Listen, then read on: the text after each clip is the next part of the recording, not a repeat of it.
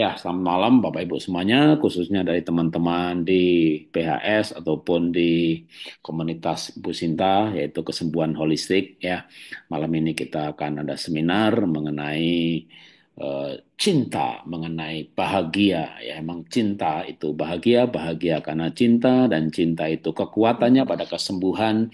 Nanti Bu Sinta akan jelaskan. Tapi yang pasti kalau dari sisi saya, ya, dari sisi keyakinan atau agama, ya mohon maaf kepada yang berbeda keyakinan, tapi di Alkitab itu ada pernyataan yang menarik bahwa Allah itu adalah kasih. Saya pikir definisi ini berlaku umum ya untuk semua agama, kan nggak ada Hmm. ya Allah itu jahat gitu ya. Allah adalah kasih, barang siapa di dalam kasih maka Allah di dalam dia, dia di dalam Allah. Nah, kalau kita di dalam Allah atau Allah di dalam kita, maka saya sering bertanya kalau di kebaktian gitu ya, kalau Tuhan di dalam kita, apa sih yang Tuhan nggak bisa sembuhkan gitu. Jadi mestinya ya yang asal betul-betul hati kita dipenuhi kasih, kehendak kita kasih, motivasi kita kasih, perbuatannya karena kasih, kasih yang menguasai, yang mendorong. Itu waktu saya kuliah dulu ingat banget ada lagu namanya Kasih Allah melingkupi saya gitu ya. Aduh, kita dilingkupi, dinaungi, dipenuhi, maka kasih itulah yang mendorong, memotivasi, mewarnai, seperti juga orang yang sedang jatuh cinta gitu ya. Maka tadi sempat saya putarkan lagu mengenai jatuh cinta lagi. Tapi jatuh cintanya sama orang yang sama berkali-kali. Kalau sama sama janda sebelah, duda sebelah, repot nanti urusannya ya. Itu bukan sakit, kepala benjol gitu ya. Jadi ketika hati dipenuhi cinta gitu ya, itu memang kalau orang pacaran saja ya itu Senin Jumat padahal meriang-meriang gitu ya. Sabtu udah dandan mandi, orang tuanya nanya, "Loh, bukannya kamu masih sakit?"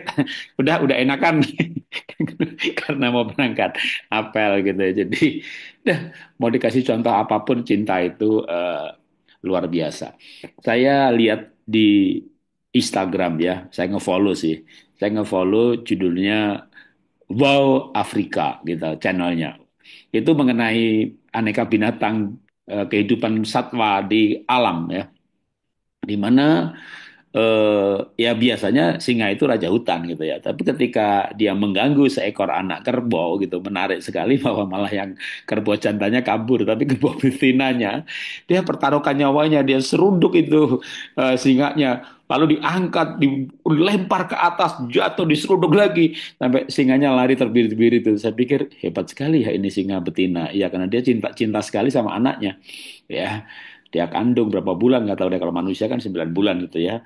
Nah, cinta itu yang memberi kekuatan, keberanian, ya memang cinta itu luar biasa. Jadi itu aja dari saya ya, dan saya langsung serahkan Ibu Sinta, sudah berkali-kali mengisi di komunitas ini, jadi ya tidak perlu dikenalkan, tapi yang pasti Ibu Sinta adalah pendiri dari eh, eh, kesembuhan holistik ya, klub kesembuhan holistik, lalu ada camp kesembuhan holistik setiap bulan di mana saya juga ada di sana ya. Saya akan hadir di sana, bahkan sekarang tambah dengan ada Dr. Ali Asdar yang brandingnya atau tagline-nya Dokter Awet Muda, ada Pak Wisnu, dan ada beberapa narasumber yang lain. Nah, itu kita sudah cukup lama, beberapa tahun ya, 2-3 tahun terakhir bersama-sama dalam camp kesembuhan holistik. Oke, langsung saya serahkan ke Bu Sinta. Silakan Bu Sinta. Terima kasih Pak Jarod. Selamat malam buat sahabat semua dimanapun berada. Apa kabarnya hari ini? Oke. Hmm. Kok, ya, nggak kelihatan. Nah, saya sapa dulu semua, sahabat-sahabat semua, wajah-wajah, ada wajah-wajah yang sudah saya kenal, ada wajah-wajah baru. Semoga cintanya nyampe ke sana ya. Saya sekarang lagi ada di di Tangerang. Jadi sebulan sekali saya ada di Tangerang di Lipo Karawaci. Jadi buat sahabat-sahabat yang ingin merapat, ingin apa, ingin konsultasi atau diskusi, silakan nanti buat janji sama Bu Ati ya. Kenapa saya tidak henti-hentinya untuk bicara tentang cinta ini? Karena banyak peserta camp, banyak pasien-pasien saya terluka, sakit, menderita, itu semua disebabkan oleh kegagalan untuk mencintai. Baik itu mencintai dirinya sendiri maupun mencintai orang-orang di sekitarnya. Dan bahasanya apa namanya? Bahasa yang sering kita katakan kan adalah biasanya di rumah tangga itu adalah dua pengemis cinta yang saling meminta cinta tapi sebenarnya tidak punya cinta. Jadi tidak hanya satu orang yang menderita dalam hal ini karena kekurangan cinta, tapi dua orang yang menderita juga karena cinta. Sebentar ya, saya.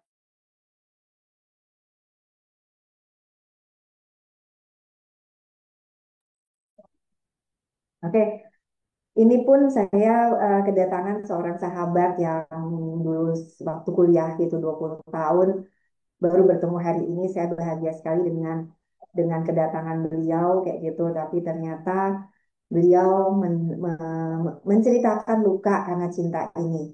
Menikah baru di umur 49 tahun, kemudian apa namanya, pasangannya beda agama, beda beda agama tapi akhirnya masuk Islam, beda bangsa kayak gitu kan. Tapi ternyata perkawinan itu tidak sampai berjalan bertahun-tahun, kandas dalam waktu 1 tahun hanya karena urusan cinta ini gitu kan. Dan dia sangat terluka. eh, Untungnya dia bisa ketemu kontak saya lagi, dan ini sudah 3 hari di rumah saya sedang menyembuhkan luka hatinya karena cinta ini. Dan menyedihkan karena beliau adalah apa namanya, orang yang sulit sekali jatuh cinta, sekali jatuh cinta apa dikecewakan seperti itu gitu kan. Nah, aku bercerita tentang dirimu itu, tapi bahagianya dia masih bisa tertawa-tawa bahagia walaupun mungkin tawanya tidak ini, tidak sepenuhnya ikhlas gitu sahabat. Tapi itu sehingga tidak kebetulan juga saya bilang turun ke sini dengerin saya lagi bicara tentang cinta pada 115 sahabat semua di ruang Zoom ini. Selamat malam saudara-saudara yang hadir dengan niat pulang. Malam ini kita berkumpul dalam satu ruang batin yang suci. Kita datang dengan berbagai cerita, berbagai luka, dan mungkin juga berbagai topeng yang telah lama kita pakai agar tampak kuat di dunia luar. Namun di balik semua itu sesungguhnya yang membuat kita tetap mampu bertahan sampai hari ini adalah cinta. Cinta di sini sahabat bukan kita hanya bicara tentang perasaan, tapi cinta yang merupakan energi yang paling halus dan paling kuat yang diciptakan oleh semesta. Cinta di sini adalah bahasa asli jiwa kita. Sebelum dilukai, sebelum dikhianati, sebelum ditolak, sebelum disakiti oleh dunia ini. Luka-luka ini seringkali kita bawa sahabat. Entah itu dari masa kecil, dari hubungan yang rusak, dari kehilangan atau dari kegagalan. Semuanya meninggalkan letakan dalam sistem energi di dalam tubuh kita. Nah, tentu saja luka itu kemudian menyimpan getaran trauma, ketakutan, rasa tidak layak, rasa ditinggalkan, rasa bersalah, marah, dan kecewa. Dan yang paling menyedihkan dari itu semua adalah seringkali luka itu membuat kita lupa siapa diri kita sebenarnya. Kita lupa bahwa di balik semua luka itu ada satu sumber daya ilahi yang tidak pernah rusak, yaitu cinta murni di dalam diri kita sendiri. Dan disinilah cinta bekerja sebagai kekuatan penyembuh yang sangat dahsyat, sahabat. Jadi saya katakan juga pada sahabat saya yang sedang terluka gitu kan, ini bukan tentang kamu. Kalaupun engkau ditinggalkan, ini bukan tentang kamu. Ini tentang dia dan tentang dia dengan dirinya sendiri. Jadi jangan sampai luka itu kemudian menghalangi pertumbuhan kita sebagai sang jiwa. Oke? Cinta ini tidak menghakimi luka. Cinta ini tidak akan memaksa perubahan. Cinta ini akan hadir, memeluk dan menyinari bagian-bagian yang paling gelap dari diri kita. Hingga kita tak lagi takut untuk menengok ke dalam diri kita, sahabat. Cinta yang menyembuhkan yang kita bicarakan malam ini adalah karena ia akan menyatukan kembali apa yang sedang tercerai-berai di dalam diri kita. Cinta yang menyembuhkan ini karena ia sedang memberi izin bagi kita untuk merasakan tanpa harus sembunyi. Cinta yang menyembuhkan karena ia tidak datang dari luar, ia tumbuh dari dalam, sahabat. Ini yang perlu kita cari di dalam diri kita. Bagaimana kita memiliki cinta yang sebenarnya tanpa batas untuk menyembuhkan diri kita sendiri, bahkan menyembuhkan penyakit-penyakit yang sedang kita derita, sahabat. Saya nggak nyala. Dan ketika kita mulai membuka ruang untuk cinta hadir di dalam tubuh, di dalam nafas, di dalam cara kita memperlakukan diri sendiri, maka pelan-pelan luka itu tidak lagi menjadi pusat kehidupan kita. Kita mulai hidup bukan karena ingin sembuh, tapi karena kita ingin mencinta kembali. Nanti di akhir sesi, sahabat, semoga tidak segera ngantuk, tetap terjaga. Nanti di akhir sesi kita akan menyentuh cinta itu di dalam diri kita. Ini kemarin tanggal 3 saya sudah buat Zoom yang sama, tapi walaupun sama pasti yang keluar dari mulut ini pasti akan berbeda karena semua mengalir bersama aliran Tuhan yang sedang menitipkan kata-katanya melalui mulut ini gitu kan. Nah, jadi kemarin ada satu testimoni menarik dari Zoom yang kemarin itu ada beberapa cancer tiroid gitu kan. Dia merasa amazing sekali ketika dia bisa menangis dalam sesi meditasi di Zoom kemarin cinta menyembuhkan itu tanggal 3. Itu suhu tubuhnya yang biasanya tidak pernah lebih dingin, itu ternyata dengan dia mampu mengeluarkan emosinya seperti itu dan masakan kembali cinta itu di dalam diri, itu suhu tubuhnya normal dan itu tidak pernah dia dapatkan dalam 2-3 tahun terakhir. Wow, amazing ya. Padahal saat itu meditasi hanya 10 menit gitu kan. Ada lagi yang sakit kepala bertahun-tahun. Kemarin itu dia mengatakan bahwa habis saya keluar begitu emosi-emosi saya pada saat dibimbing oleh Bu Sinta di dalam sesi itu, sayang, tolong buat. Yang ada adalah dia bisa hilang sakit kepalanya. Ada yang bertahun-tahun nggak bisa tidur. Mereka mengatakan bahwa saya tadi malam bisa tidurnya nyenyak sekali, Bu. Benar-benar deep sleep sampai pagi yang sudah 2-3 tahun ini tidak bisa saya rasakan gitu loh, sahabat. Luar biasa ya, bukan saya yang hebat, sahabat, tapi ketika Anda mampu jujur pada diri Anda sendiri dan masuk ke dalam diri Anda sendiri dan merasa Anda sendiri. Oke. Nah, ketika kita bicara cinta yang menyembuhkan dari luka ke cahaya, berarti kita harus mengenali dulu kan, apa itu luka-luka emosional yang hadir di dalam diri kita.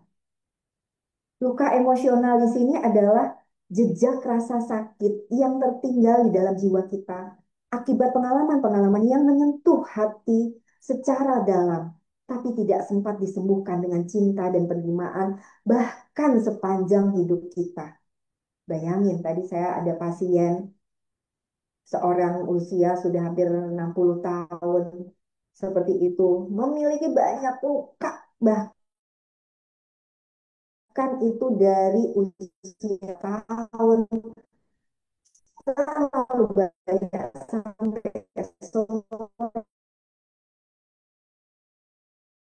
sampai sore ternyata belum selesai itu menggali itu luka-luka itu gitu kan.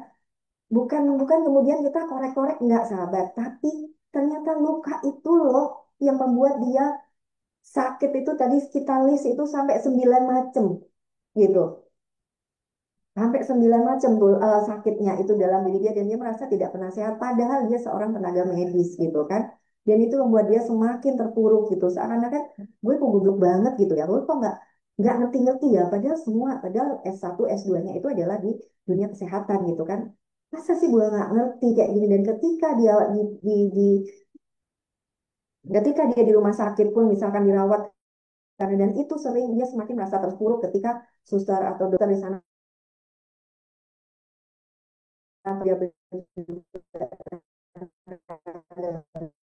medis dia mengatakan gimana Bu di luar negeri gitu kan sampai dirujuk ke rumah ke psikiater karena apa ini intinya adalah behavior change gitu kan jadi ini tidak hanya butuh obat tapi perubahan perilaku gitu dari ini dan dia merasa semakin merasa terpuruk dengan statement yang diterima dari luar gitu kan itu semua akibat luka sayang jadi ibarat Anda nyapu gitu ya. Tapi Anda tidak bawa keluar, tapi Anda taruh tuh di dalam di bawah meja, di bawah tempat tidur, di bawah kolong. Mau sampai 30 tahun, 50 tahun seperti seorang sahabat tadi yang hadir di ruang praktek saya, itu sudah sampai 60 tahun pun luka itu masih ada, still there gitu loh sahabat. Ya saya akhirnya teringat juga gitu kan ketika kemarin saya jual rumah di Lombok gitu kan itu ketika saya melongok lagi ke kamar-kamar, ke bawah tempat tidur, itu saya menemukan mainan-mainan kecil saya, masa kecil saya gitu. Padahal saya sekarang udah umur 40, berapa ya? 47 tahun. Mainan kecil saya masih ada di situ gitu kan, di bawah tempat tidur kayak gitu. Stiker yang dulu saya waktu SD ibaratnya itu masih ada di situ gitu kan. Wow, itu saya apa termenung gitu begitu banyak sampah luka yang kita punya yang kita simpan selama ini dan dia tetap tersimpan di situ sampai ada yang memindahkannya jadi ketika kita memulai proses penyembuhan kita harus berani membuka ruang-ruang itu kita bukain satu-satu bukan untuk korek-korek itu saya udah lupa tapi dia ada loh di situ dan itu yang sedang menggedor Anda untuk dalam bentuk apa gedoran itu dalam bentuk rasa sakit dalam bentuk ketidaktenangan, dalam bentuk hutang yang terus-menerus. Banyak hal sayang, banyak hal luka-luka ini yang tidak disembuhkan ini akan berefek kemana-mana. Karena semua itu tersimpan di pikiran bawah sadar kita. Bahkan mau itu sampai 50, 60, 70 tahun hidup Anda pun kalau luka itu tidak disembuhkan, maka yang ada adalah dia masih di situ dan akan selalu menggedor dengan keras tubuh Anda, mental Anda, bahkan sampai mempengaruhi finansial Anda. Luka ini mungkin tidak tampak di tubuh fisik sayang, tapi getarannya mempengaruhi cara kita berpikir, merasakan, bersikap, bahkan mencintai diri kita sendiri dan orang lain. Bayangkan ada orang yang sampai 4 kali menikah, 5 kali menikah, ketemu sama orang yang sama terus-menerus, atau bahkan terlibat dalam satu hubungan ke hubungan lain yang tidak pernah berakhir serius atau ke pernikahan. Kenapa? Karena selalu butuh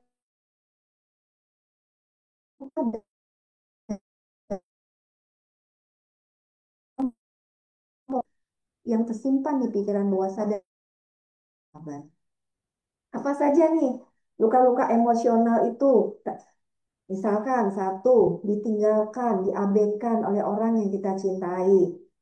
Mungkin saat ini terluka, ditinggalkan, dicintai oleh orang yang saat ini bernama suami atau istri atau pacar. Gitu. Tapi sebenarnya di akar masalah itu kita punya perasaan yang sangat jauh ketika oh itu adalah perasaan ditinggalkan oleh kedua orang tua dulu gitu kan, diabaikan, ditinggalkan gitu kan. Saya pun mengalami gitu kan. Kemarin ada kejadian saya ditinggalkan oleh seorang apa staf gitu yang mengundurkan diri yang sudah lama ikut saya gitu kan. Saya menangis gitu kan, sedih sekali. Terus saya bertanya ke dalam diri, apa ya yang buat saya sedih? Apa yang dia lakukan? Apa yang dia lakukan adalah hak dia gitu loh. Mungkin dia tidak puas dengan apa pekerjaan di kami, dengan salary yang dia terima, kayak gitu kan. Banyak hal lah yang membuat dan suami saya mengatakan it's okay, it's okay. Kita tidak perlu menangisi yang pergi gitu kan. Akan ada banyak orang-orang lain yang lebih bisa sayang dan lebih bisa menghargai apa yang kita lakukan kepada mereka kayak gitu kan.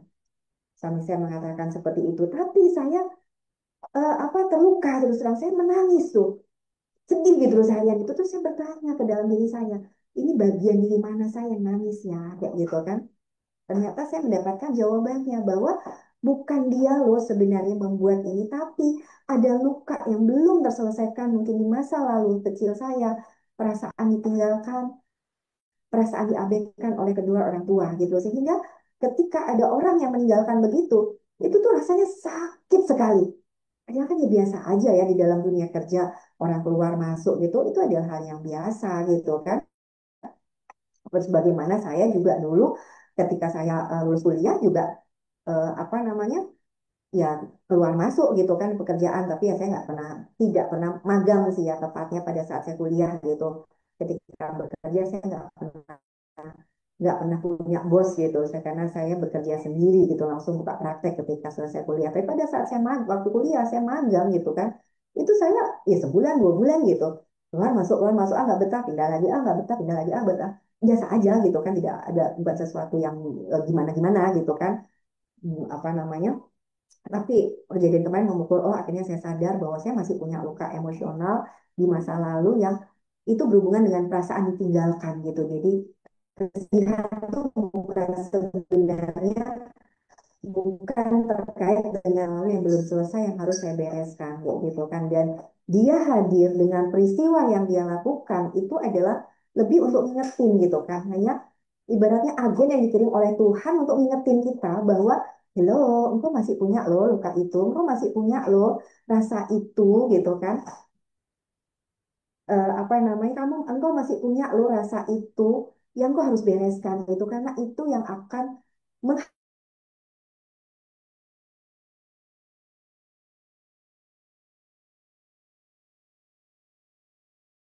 menghalangi perjalanan jiwamu untuk pulang kembali oleh orang yang kita cintai. Kemudian dipermalukan, oh ini yang paling banyak meninggalkan luka gitu, karena tanpa sadar kita sebagai orang tua itu seringkali kita memotivasi anak dengan membandingkan dengan anak yang lain gitu kan. Bahkan mungkin tidak membandingkan ya, hanya hanya sekedar eh hebat ya masmu gitu kan.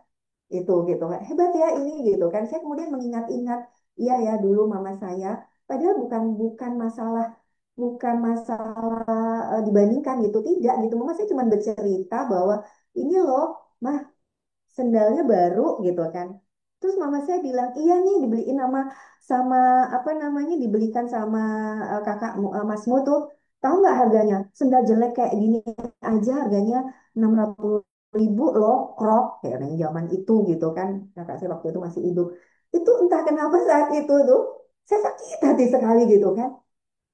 Padahal sekarang akhirnya saya mengerti gitu kan. Oh, ini ternyata adalah sebenarnya bukan maksud mama saya untuk membandingkan kan, tapi dia sudah menceritakan apa adanya. Tapi karena sering kali bahwa kita merasa bahwa kita ini dibedakan perlakuannya oleh kakak kita atau adik kita, saudara kita, maka ketika mama sedang mengatakan seperti itu, orang tua kita mengatakan seperti itu, rasanya sakit banget. Ibaratnya lu nggak bisa kan ngebeliin ngebeliin mama sepatu semahal ini gitu kan. Padahal kan mama nggak ngomong gitu gitu kan. Ada nggak perasaan-perasaan sahabat gitu kan ketika ketika ibunya, ibu mama atau papa Anda gitu bercerita netral kan sebenarnya gitu kan, ini baru ini gitu kan, ini baru dikasih uang sekian misalkan, tapi kita terluka sendiri gitu kan. Sebenarnya kan bukan bukan mama yang sedang menyakiti kita gitu, tapi kita yang sedang memaknai itu dengan framework kita sendiri gitu kan. Yang sakit-sakit kita sendiri gitu kan, nggak lucu. Sekarang saya hanya bisa ketawa gitu ya, oh ini loh perasaan-perasaan saya dulu gitu kan. Itu gitu sahabat, jadi nggak apa-apa, kita semua bertumbuh gitu. Nah sehingga kita hari ini ketika menjadi orang tua juga belajar untuk berhati-hati gitu. Maksud kita tidak membandingkan, tapi kita apa namanya, menceritakan kehebatan kehebatan salah satu anak gitu kan, ternyata itu menyakitkan bagi anak yang lain gitu kan, gitu. Kemudian tidak diberi ruang untuk mengekspresikan emosi dengan aman.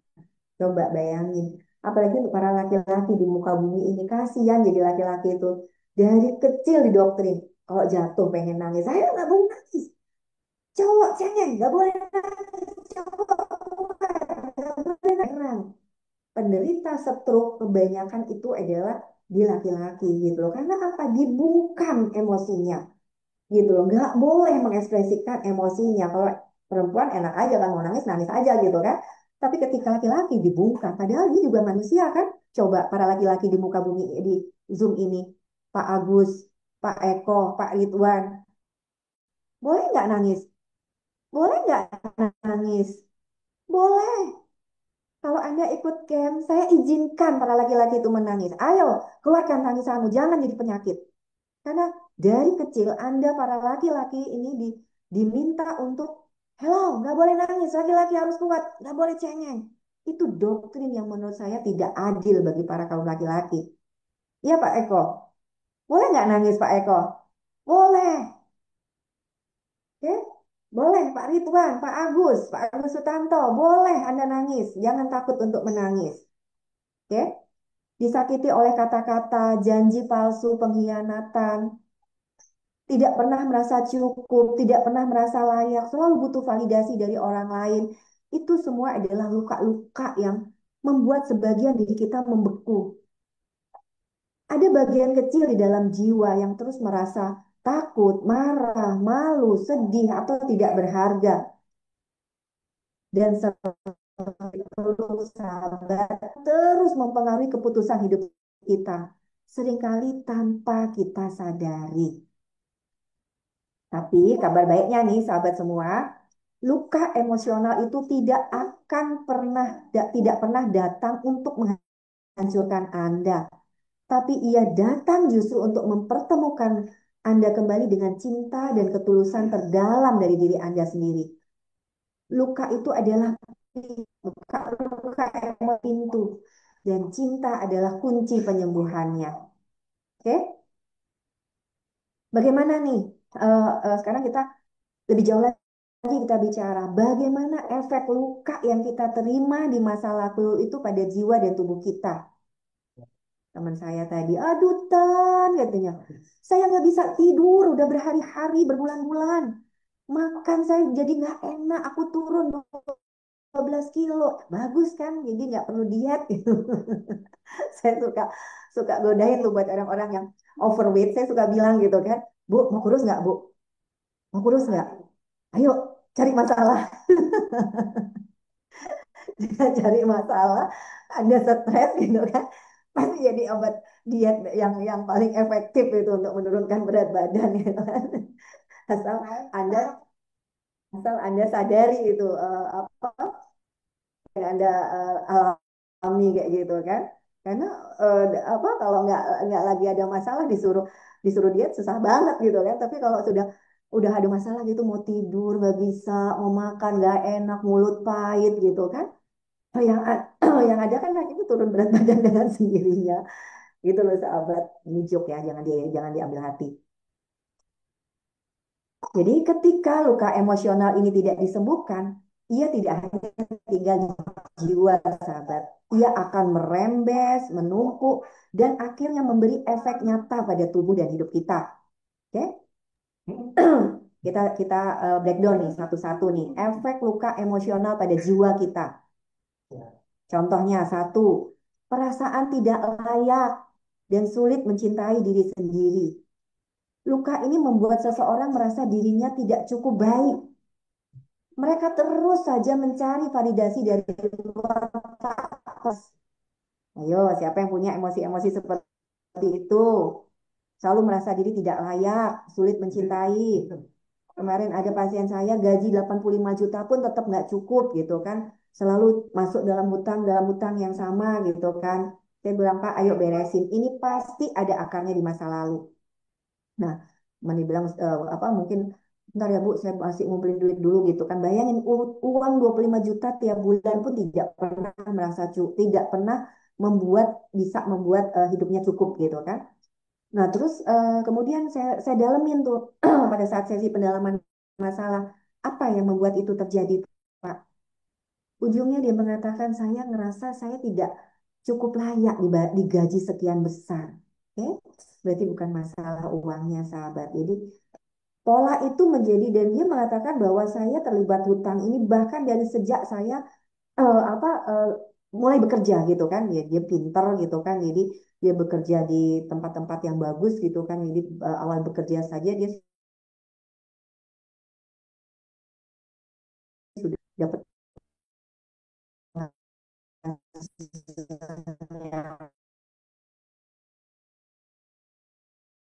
luar biasa kayak gitu untuk seorang fresh graduate kan. Masalah gaji tapi masalah dia dengan diri dia sendiri perlu diberesin gitu kan. Kemudian kedua adalah siklus emosi yang berulang. Marah yang meledak tanpa sebab, sedih yang mendalam tanpa tahu kenapa, tiba-tiba nangis, tiba-tiba marah. Pokoknya hati tuh kayak nggak enak banget gitu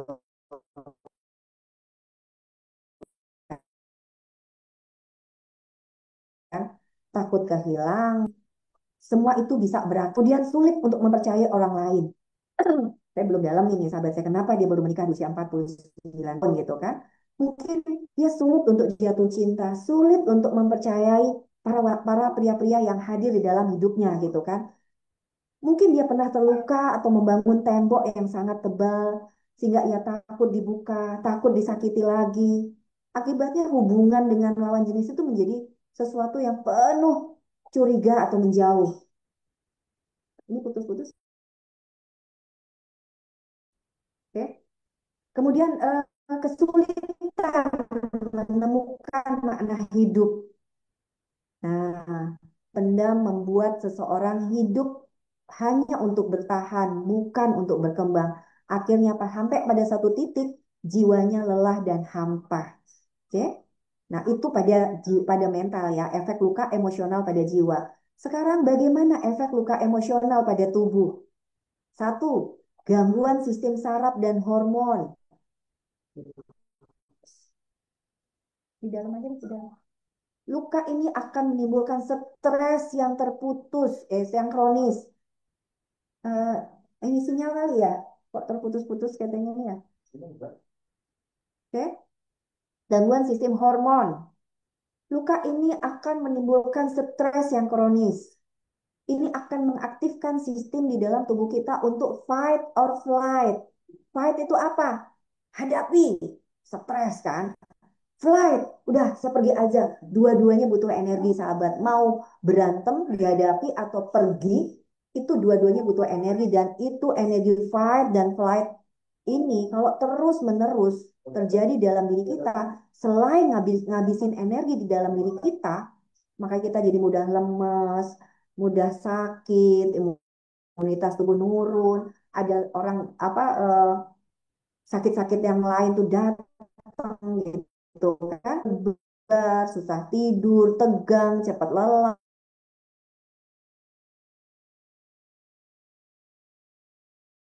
gitu kan. Itu semua adalah karena kita selalu dalam mode fight and flight.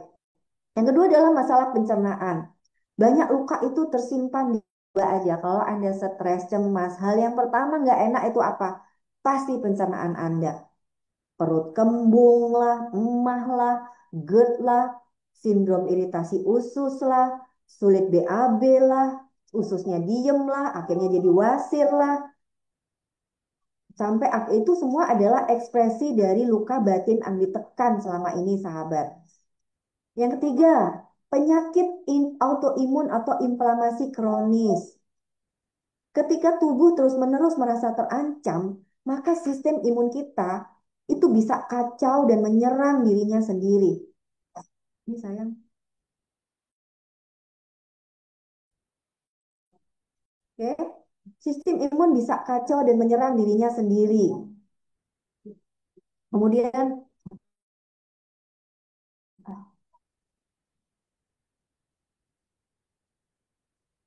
oke. Kemudian nyeri tanpa sebab medis yang jelas.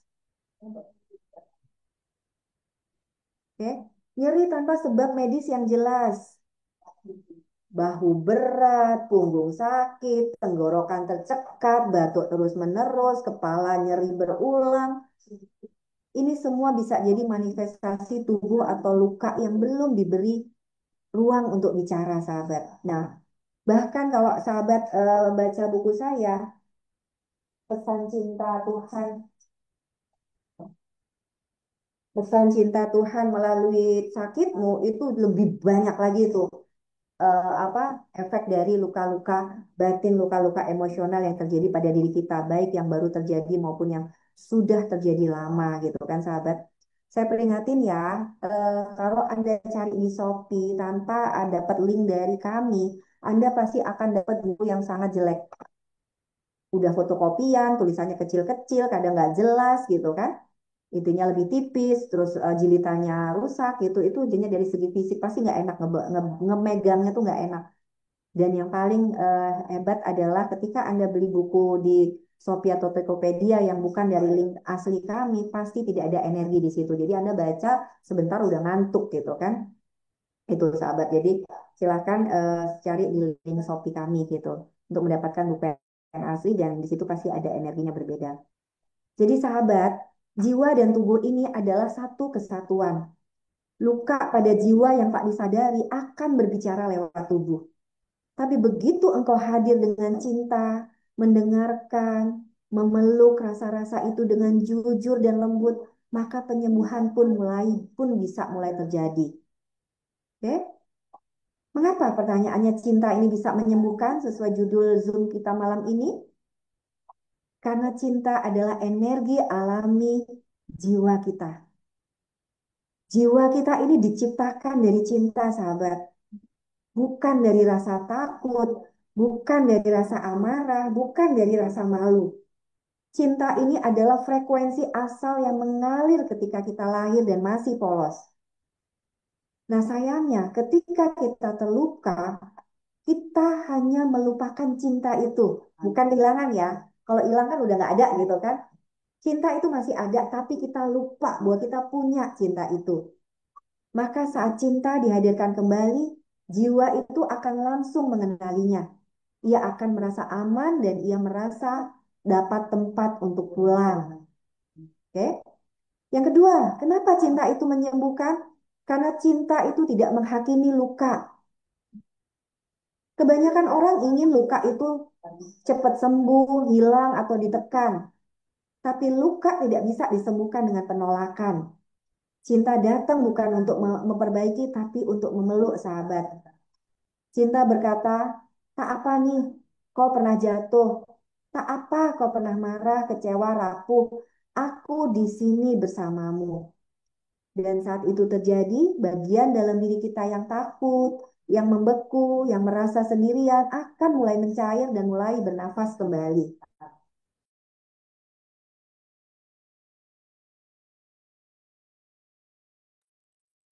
Nah, tiga, kenapa cinta itu menyembuhkan? Karena cinta mengaktifkan sistem penyembuhan alami di dalam tubuh dan jiwa Anda. Oke? Secara ilmiah, cinta di mana di situ ada kasih sayang, ada penerimaan, ada kehadiran, itu akan menenangkan sistem saraf. Cinta ini akan menurunkan kortisol, hormon stres, meningkatkan oksitosin, hormon keterhubungan, meningkatkan hormon dopamin, hormon senang di dalam diri kita. Coba aja tuh kalau Anda cinta, muncul cinta itu, nggak usah deh kita bicara cinta pada pasangan atau pada lawan jenis gitu kan. Kita melihat anak baru lahir, lucu, ngelihat anak kecil bermain-main, bahkan ngelihat kucing, lucu, anjing lucu, itu adalah cinta, itu kita happy gitu kan. Happy banget lihat pohon-pohon, lihat bunga-bunga yang mekar, lihat kupu-kupu, lihat pemandangan indah, itu semua cinta sayang. Pada saat itu tuh hormon kortisol itu akan turun. Hormon oksitosin akan naik. Hormon serotonin akan naik. Hormon dopamin akan naik. Bayangin, kalau Anda lagi depresi, lagi stres, Anda ke dokter, psikiater, Anda dikasih obat itu adalah mengandung hormon dopamin, hormon senang, ditingkatin senangnya ngapain? Pakai obat. Ketika Anda mampu tadi menemukan kembali cinta yang hilang di dalam diri Anda. Bukan hilang ya, sedang lupa bahwa punya cinta. Oke? Ini yang membuat tubuh kemudian berhenti berperang dan mulai memulihkan dirinya sendiri. Ketika hormon-hormon tadi, hormon kortisol turun, hormon oksitosin naik, hormon serotonin naik, hormon dopamin naik gitu kan. Tubuh tuh tidak lagi dalam fase fight and flight, tidak lagi fase mau berperang atau fase mau lari, enggak. Nah, dia merasa aman nih tubuh ini. Sehingga dia punya banyak energi untuk memulihkan dirinya sendiri. Itu yang saya katakan di sampul depan buku saya tulis. Kekuatan Tuhan titipkan pada diri kita sempurna. Kemarin saya jarang-jarang pegang peso gitu kan. Gara-gara mau apa ada ibu di sini yang ulang tahun, saya pegang pisau karena mau nusukin apa ini gitu, apa namanya? eh lilin ke dalam kue, bukan kue puding yang saya beli gitu kan. Ya, pudingnya ada plastiknya gitu kan. Saya nusuk-nusuk gitu. Walhasil ini luka semua kemarin tuh. Tiga-tiga berdarah nih jari-jari saya. Hanya sehari sampai saya buka tadi tensoplastnya, saya udah tidak mengenali lagi. Lukanya di mana ya? Kok udah nggak ada? Hebat kan tubuh? Itu hal kecil, sahabat. Emangnya cancer nggak bisa sembuh sendiri? Bisa. Emangnya saya saya berani mengatakan emang tulang nggak bisa sembuh sendiri? Bisa. Saya berani mengatakan gitu karena saya bersaksi di tubuh saya tulang belakang saya bengkok 45 derajat bisa lurus kembali. Penjepitan saraf saya di lumbar 45 itu bisa kebuka sendiri. Kolesterol saya 400 bisa turun sendiri di normal. Bukan dengan justru bukan dengan obat. Saya berobat untuk kolesterol itu udah 2 tahun, 3 tahun nggak turun-turun. Tapi ketika saya menemukan ilmu holistik, menemukan, mencari kesembuhan itu dari dalam setahun turun kok. So, itu normal sampai sekarang. Seperti itu. Padahal dulu bertahun-tahun itu saya ingat padahal saya kolesterol itu dari sejak kuliah sampai saya lulus kuliah, bayangin tetap kolesterolan tinggi sampai 400. Dan itu tidak sembuh dengan obat. Tapi justru sembuh dengan kita menyadari ini loh ilmu holistik ada, ini loh ketika engkau mampu masuk ke dalam dirimu sendiri. Nah, ketika engkau merasa dicintai, pernafasanmu menjadi lebih lambat, pencernaan pulih, tidur membaik, jiwa pun ikut akan melembut. Oke? Yang keempat nih, kenapa cinta itu menyembuhkan? Karena cinta membangun kembali hubungan kita dengan Allah, dengan Tuhan. Luka itu membuat kita merasa sendirian, betul? Rasanya kalau kita sudah terluka tuh kayak kita orang paling malang sedunia, males keluar. Keluar pun udah rasanya nggak ada yang paham kita gitu kan. Tapi ketika cinta yang sejati ini hadir, mengingatkan kita bahwa kita tidak akan pernah terputus dari sang sumber. Ketika kita membuka hati untuk mencintai diri kita, mencintai orang-orang lain di sekitar kita yang sedang terluka, kita sebenarnya sedang membuka jalur untuk menerima cinta Tuhan. Dan dari situlah penyembuhan terdalam terjadi. Bukan hanya luka yang sembuh, sahabat, tapi identitas diri Anda yang pulih kembali. Jadi, sahabat, yang menyembuhkan itu bukan karena ia sedang menghapus luka, tapi karena ia sedang mengubah cara kita memandang luka itu. Dari aib menjadi pintu, dari musuh menjadi guru, dari penderitaan menjadi jalan pulang, dari luka menjadi cahaya. Oke?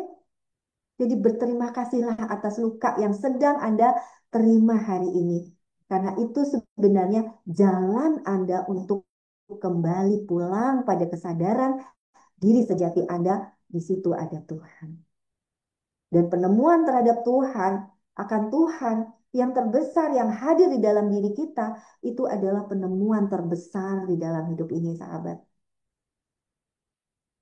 Saya bertahun-tahun sahabat dari tahun 2000 berapa ya saya lulus 2003 lulus dari apa psikologi UGM S1 saya di Unair lulus tahun 2001 kemudian langsung lanjut ke UGM 2003 2 tahun setelah saya lulus saya merasa bahwa apalagi ya yang saya cari walaupun nggak kaya banget banget ya, tapi saya sudah bisa beli mobil, saya sudah bisa beli rumah, saya sudah mau jalan-jalan kemanapun saya bisa, mau umroh setiap tahun saya bisa gitu kan. Tapi tuh be honest, saya kering di dalam. Mulailah di situ titik tolak, saya mulai mencari akan jati diri. Siapa sih saya? Kenapa saya lahir? Kenapa saya harus Islam? Siapa itu Tuhan? Kenapa saya harus memanggil dia Allah? Itu mulai. Dan doa saat itu saya sudah berhenti berdoa sahabat.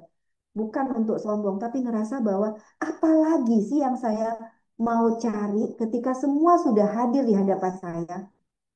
Satu doa saya yang tidak pernah berhenti dari dulu sampai sekarang sih sudah tidak berdoa itu lagi ya. saya cuman berdoa, ya Allah, aku tidak minta apa-apa. Aku ngerasa bahwa Engkau hadir dan aku sudah cukup untuk itu. Tapi aku ingin benar-benar mengenalmu ya Allah. Saya dari tahun 2005 sampai tahun berapa itu ya, saya hanya berdoa yang sederhana, Tuhan, kenalkan aku akan Engkau. Tuhan, kenalkan aku akan Engkau. Beri saya jalan bisa berkomunikasi denganmu kapanpun. Itu. Jadi itu sahabat, jadi energi cinta itu bukan sekedar perasaan romantis. Bukan juga kata-kata manis yang dilontarkan.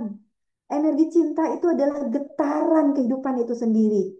Ia adalah frekuensi yang paling halus dan murni yang mengalir dari sumber kehidupan ke segala makhluk. Kalau kita mencari cinta tuh di diri pasangan kita, di diri pacar atau suami, istri, anak, orang tua, mertua, Anda pasti akan kecewa. Saya jamin akan kecewa. Seberapapun besarnya cinta yang mereka miliki atau berikan kepada Anda, Anda pasti mengalami kekecewaan itu.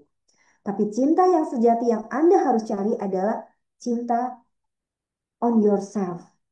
Dimulai dari cinta pada diri sendiri. Apa bedanya dengan cinta egois, Bu? Narsis sekarang kan lagi musim itu NPD. Bukan. Cinta yang egois, cinta yang narsistik, cinta yang selfish itu adalah berasal dari pikiranmu. Tapi cinta yang murni itu adalah berasal dari jiwamu. Kalau kita sampai pada kesadaran itu, sahabat, nggak perlu apa-apa kok dalam hidup. Dan semua indah. Kita hanya bisa tersenyum, tersenyum, tersenyum, dan bahagia selalu 24 jam. Energi cinta yang seperti ini adalah energi cinta yang memiliki daya hidup yang menyatukan. Semua yang hidup, tumbuhan, hewan, manusia, bahkan planet dan bintang dihubungkan oleh satu energi, yaitu cinta. Cinta yang menyatukan ibu dan anak, air dan tanah, matahari, tumbuhan, bahkan pada diri orang-orang yang berbeda agama. Jadi kalau hari ini masih banyak orang berperang atas nama agama, menyakiti orang lain atas nama agama, Allahu Akbar, bakarin rumah orang, jungkir balikan dagangan orang gara-gara tidak menghormati saat puasa tetap jualan. Saya yakin itu bukan cinta, tapi ego. Saya bilang, cinta yang mana yang sedang, Tuhan yang mana yang sedang kamu bela? Saya Islam sahabat, tapi saya seringkali malu gitu pada kemarin di Mataram itu tahun 2024 pas Lebaran itu satu satu kampung orang Buddha di bumi hanguskan itu oleh orang-orang dari kaum saya. Saya bilang saya pengen hadir di situ tapi saya dilarang sama sahabat saya yang orang Buddha tuh jangan, jangan nanti dia tahu kamu orang Islam dia balas dendam ke kamu katanya kayak gitu. Saya bilang kenapa ya? Kenapa? Atau atas nama agama kita masih bisa menyakiti. Padahal kita berasal dari satu energi yang sama, sahabat, yaitu energi Tuhan itu sendiri. Kalau kita sudah sampai merasakan kehadiran itu, sahabat, kita nggak akan mampu. Nyakitin orang lain tuh nggak akan mampu. Karena apa? Kita merasakan bahwa apa yang ada di dia itu ada di dalam diri kita. Apa yang di dalam diri kita juga ada di dalam diri dia, gitu kan. Kita akan terkoneksi dengan siapapun dan apapun di dalam hidup ini. Saya pernah saking saking gilanya saya gitu kan, saya nggak berani loh nginjek rumput itu nggak berani. Saya lebih baik muter. Saya nggak sanggup menyakiti para rumput di situ yang sedang bertasbih juga. Di situ ada kehidupan, di situ ada Tuhan. Saya nggak berani lihat cicak, mau cicak gitu, bus gitu nggak berani. Mau mau mukul nyamuk udah nggak berani. Mau semut saya ambil pakai kertas saya pindahin. Karena apa? Hei, di situ ada kehidupan juga. Kedua, energi cinta itu bersifat menyembuhkan, menumbuhkan, dan memulihkan, sahabat. Saat seseorang menyentuhmu dengan cinta, baik itu melalui pelukan, tatapan, kata-kata lembut, atau bahkan diammu yang hadir sepenuh hati, maka getaran cinta itu langsung terasa di tubuh. Bahu jadi rileks, napas melambat, hati terasa hangat. Itulah cinta sebagai energi penyembuh Ia tidak mengubah dengan paksaan, tapi melunakkan dengan kehadiran. Makanya nggak heran banyak sahabat-sahabat itu datang dengan segudang air mata, dengan segudang ini. Datang ke ruang praktek atau datang ke Ciater di Tangerang atau di Ciater. Saya praktek di dua tempat ya sahabat, di Ciater atau di Tangerang. Itu saya cuman hadir. Ada apa sayang? Ayo cerita. Itu ada yang banyak yang nggak, bukan hanya ada. Bu, saya udah nggak tahu mau cerita apa. Kayaknya masalah saya udah hilang deh lihat Bu Sinta katanya kayak gitu. Apakah saya cantik? Enggak. Masih banyak orang cantik nggak usah ke saya deh. Saya bilang enggak. Tapi kayak lebur gitu. Ada yang di hadapan belum belum masuk ke ruang hipnoterapi baru mencerita kayak gini keluar tangisnya keluar ledakan emosionalnya dan dia lega sekali dan dia mengatakan aneh ya Bu saya bertahun-tahun tuh nggak bisa nangis nggak bisa marah bahkan saya tidak bisa lagi mengenali perasaan-perasaan saya. Kenapa kamu begitu? Karena kamu selama ini tidak memberi ruang untuk mengekspresikan. Kamu tekan, kamu tekan, kamu tekan sampai akhirnya kamu kehilangan dirimu sendiri. Di sini saya tidak menjadi siapa-siapa. Saya adalah sahabatmu yang sedang membantumu untuk kembali ke pusat dirimu sendiri. Dia bisa menangis, dia bisa menjerit dan habis itu dia plong dia kena kanker nasofaring yang dia bilang saya tuh nggak bisa bernafas lewat hidung Bu ini kok saya bisa pelong lagi gitu kan bernafas itu sahabat apakah saya hebat enggak tapi saya hadir dengan kehadiran saya hadir dengan cinta itu adalah obat yang terbesar apakah harus menjadi saya untuk membantu orang lain enggak sahabat anda sebagai orang tua, Anda sebagai sahabat buat orang lain, Anda sebagai pasangan buat istri Anda, buat suami Anda sebagai anak bagi orang tua Anda, kehadiran Anda yang sepenuh hati pada orang-orang yang sedang terluka di dekat Anda, itu adalah obat yang terbaik buat mereka. Mereka tidak perlu, kadang-kadang mereka tidak perlu kata-kata Anda. Mereka tidak, kadang-kadang, bahkan seringkali mereka tidak perlu kata-kata Anda. Mereka tidak perlu solusi Anda. Apalagi terhadap anak-anak kita. Kita udah sekolahin dia sampai sarjana. Dia udah pinter. Dia tidak butuh kata-kata kita lagi. Dia tidak butuh solusi kita. Tapi yang dia butuhkan adalah kehadiran kita. Penerimaan kita yang tanpa syarat. Di, perasaan untuk didengarkan tanpa dihakimi. Itu yang lebih mereka butuhkan sahabat dari kita. Energi cinta itu lahir dari kesadaran. Cinta bukan sekedar emosi. Ia muncul dari kesadaran murni. Ketika kita melihat makhluk lain sebagai bagian dari diri kita, ketika kita tidak ingin melukai, tidak ingin mendominasi, tapi hanya ingin mengerti dan menemani, menerima, maka energi cinta ini bisa terasa menjadi sangat dalam.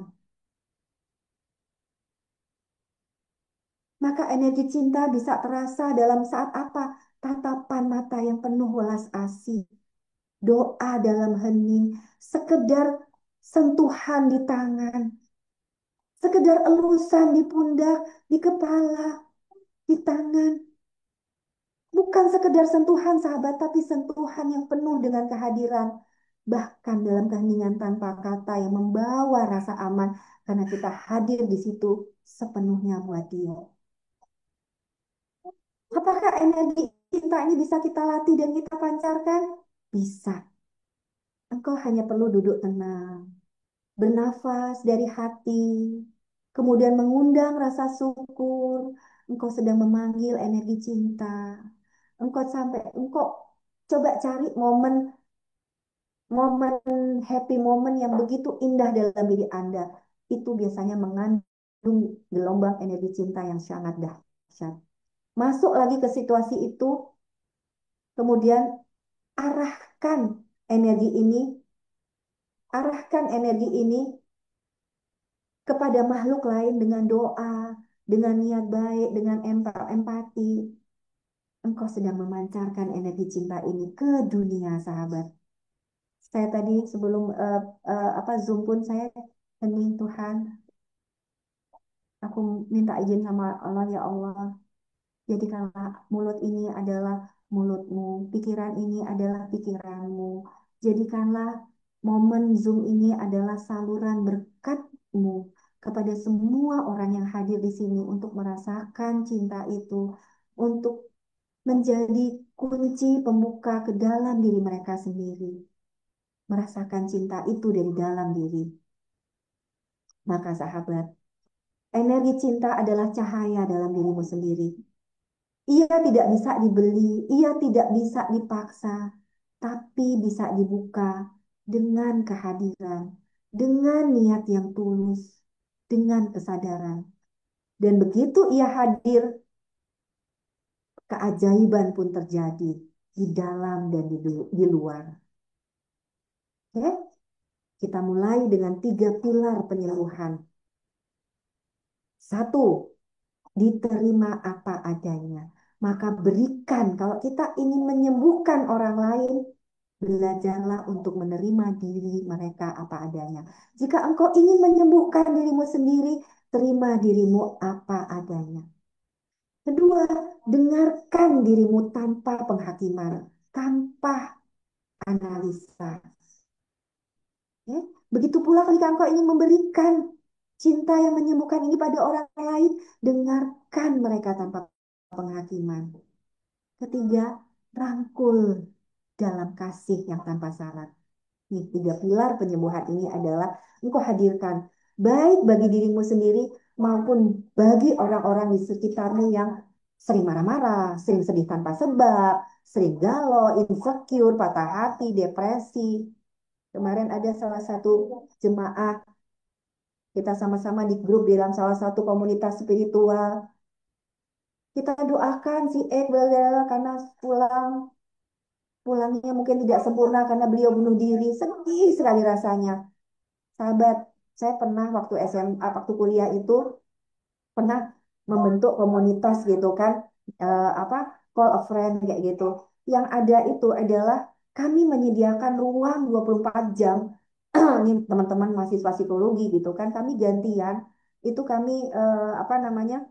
Kami gantian apa sih tiket gitu kan untuk apa?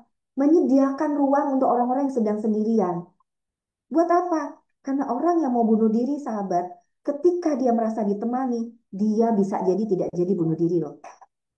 Itu yang apa namanya, yang pernah pengalaman yang pernah saya alami. Kenapa kami mau bergabung dan membentuk ya semacam komunitas kelompok gitu untuk call a friend ya gitu. Kita hadir gitu loh untuk orang-orang yang sedang kesepian dan merasa hidupnya hampa, tidak berarti supaya dia tidak bunuh diri. Nah, 3 pilar tadi itu adalah fondasi suci dari proses penyembuhan batin yang sejati. Bukan dari obat, bukan dari motivasi, tapi dari pengalaman hadirnya cinta yang dalam dan tulus.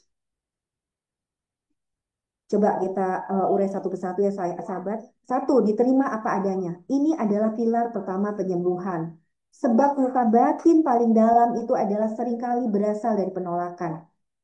Ditolak. Aku tidak cukup baik. Aku terlalu rusak untuk dicintai. Ditolak tuh apa sih? Waktu kecil sering dimarahin, selalu disalahin, selalu dikritisi.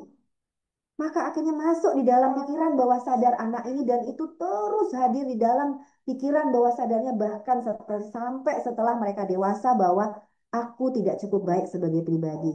Aku terlalu rusak untuk dicintai. Aku hanya diterima kalau aku sempurna. Ini tanpa sadar pun pernah ada di dalam diri saya. Saya dulu orang yang sangat perfeksionis.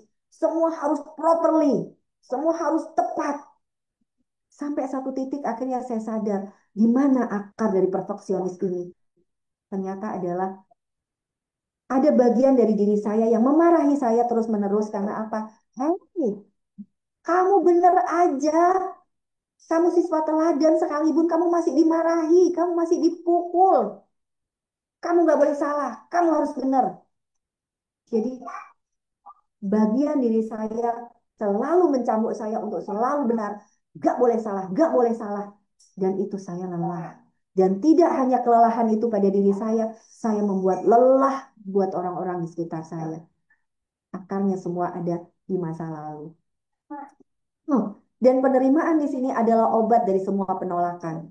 Ketika seseorang merasa diterima dengan segala kekurangannya, kebingungannya, dan rasa malunya, maka tubuhnya akan melepas pertahanan sabar. Jiwanya akan mulai merasa aman dan dari rasa aman penyembuhan mulai terjadi, sahabat. Oke? Yang kedua, didengarkan tanpa dihakimi. Kebanyakan orang tidak benar-benar butuh nasihat. Yang mereka rindukan adalah didengarkan, dipahami, ditemani dalam luka itu. Mendengar tanpa menghakimi itu berarti seperti apa sih, Bu? Satu, tidak buru-buru memberi solusi, tidak mempermalukan rasa sakit, tidak mencela atau membandingkan. Ini adalah bentuk kehadiran murni yang hanya ada ketika kita hadir dengan hati, bukan dengan ego. Dan di dalam ruang itu orang akan merasa aku berharga, bahkan saat aku rapuh, bahkan saat aku tidak baik-baik saja. Ketiga, pilar penyembuhan itu adalah dirangkul dalam kasih tanpa syarat. Ini adalah puncak dari penyembuhan. Ketika seseorang merasa disayangi, dicintai tanpa syarat, bukan karena dia baik, bukan karena berhasil, atau bukan karena kuat, tapi karena dia ada. Kasih tanpa syarat ini adalah cinta yang tidak menuntut perubahan cepat, tidak menilai berdasarkan performa seseorang. Itulah cinta Tuhan. Dan itulah cinta yang menyembuhkan luka terdalam manusia, sahabat. Ketika seseorang kemudian dirangkul dalam kasih seperti ini, maka hati yang membeku pun akan mencair. Jiwa yang takut pun akan mulai berani lagi untuk bernafas. Diri yang terpecah pun mulai kembali untuk pulang. Oke, sahabat, jadi tiga pilar ini bukan hanya konsep. Ini adalah ruang suci yang bisa engkau hadirkan untuk orang lain dan terutama untuk dirimu sendiri. Terima dirimu apa adanya, dengarkan hatimu tanpa menghakimi, rangkul dirimu dalam kasih, bukan dalam tuntutan.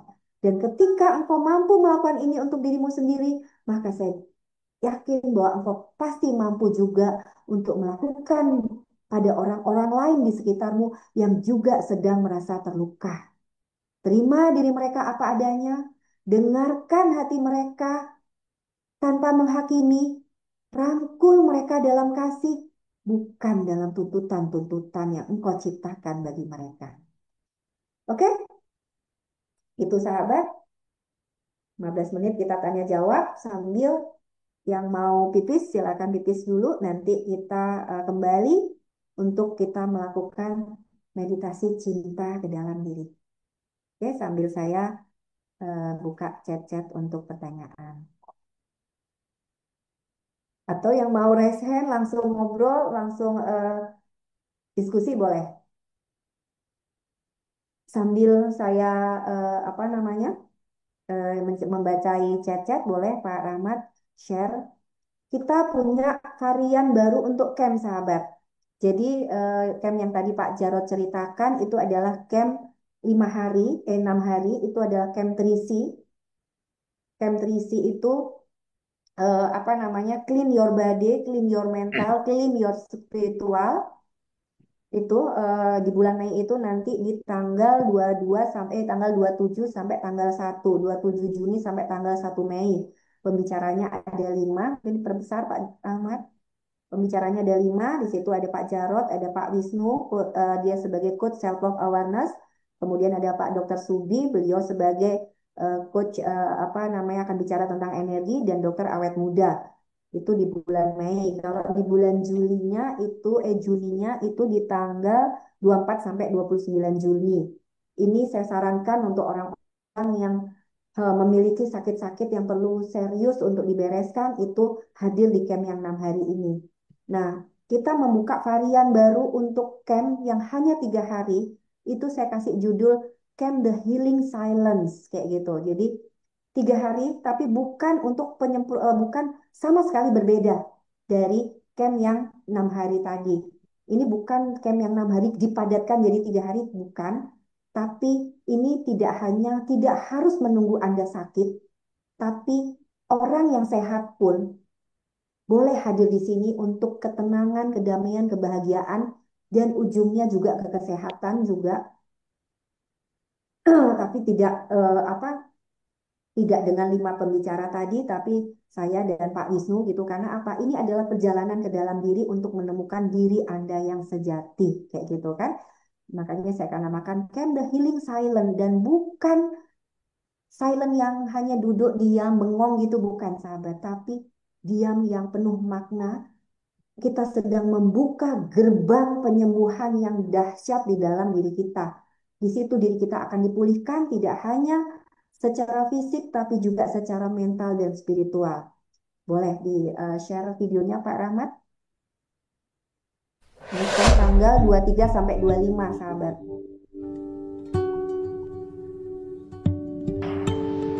Sahabat, pernahkah kita berhenti sejenak untuk mendengar suara terdalam yang selama ini terabaikan? Apakah Anda merasa terjebak dalam kebisingan hidup? Tubuh dan jiwa Anda lelah, bahkan tubuh Anda sakit hari ini, tapi tak tahu bagaimana untuk pulang. Ketahuilah, di dalam keheningan, Anda akan menemukan jawaban yang selama ini Anda cari. Kehidupan dimulai kembali dalam hening. Keheningan bukanlah pelarian, sahabat.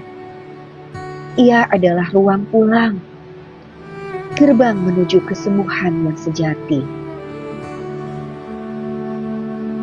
The Healing Silence adalah perjalanan kembali ke pusat jiwa, melalui keheningan yang disadari. Dalam keheningan, tubuh, jiwa, dan ruh diberi ruang untuk mendengar, melepaskan, menyatu, dan menyembuhkan.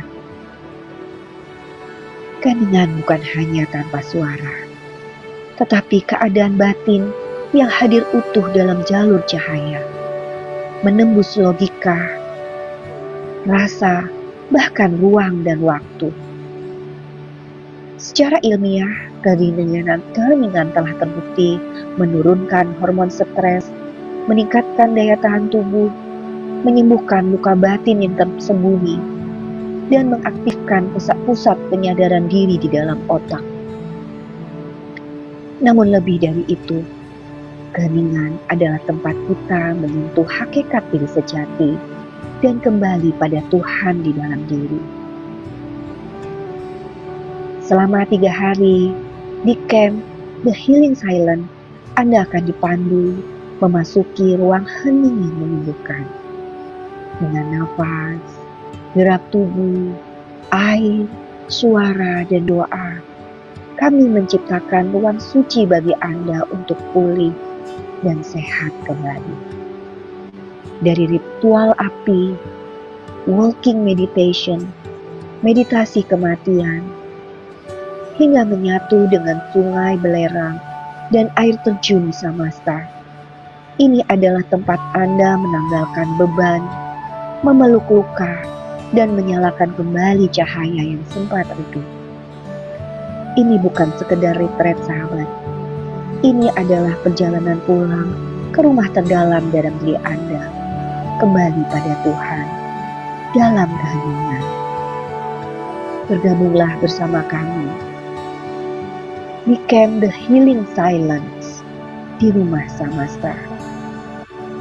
Buka pintu keheningan, temukan diri sejati Anda, dan pulanglah dalam damai. The Healing Silence, kehidupan dimulai lagi dalam hening.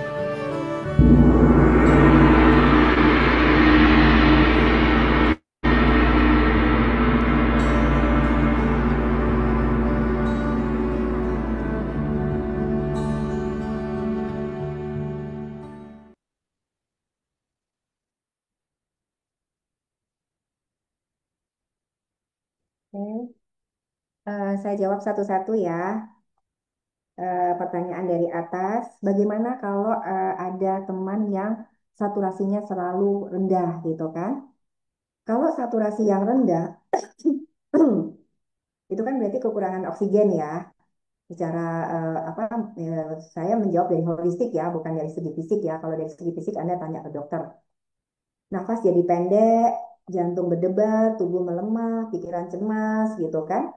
Nah, di balik semua itu ada pesan cinta dari tubuh, bukan hukuman, bukan kegagalan, tapi panggilan untuk pulang. Oke? Jadi pesannya begini, itu biasanya diderita oleh orang yang terlalu lama menahan nafas kehidupannya sendiri. Terlalu sibuk menyenangkan dunia sampai lupa bernafas untuk dirinya sendiri.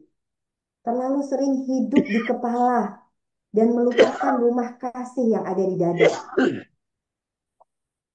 Saturasi yang rendah itu adalah panggilan tubuh agar engkau melambat kembali, agar engkau kembali hadir, kembali mendengarkan, bukan hanya pada oksigen di udara, tapi pada oksigen cinta. Situ ada kehadiran, penerimaan, kelembutan yang selama ini mungkin terlupakan. Itu pesan cinta dari saturasi yang rendah, gitu kan? Kemudian kalau tidak mau dirangkul dalam kasih, kenapa? Oke, biasanya itu karena dia tidak terbiasa untuk itu.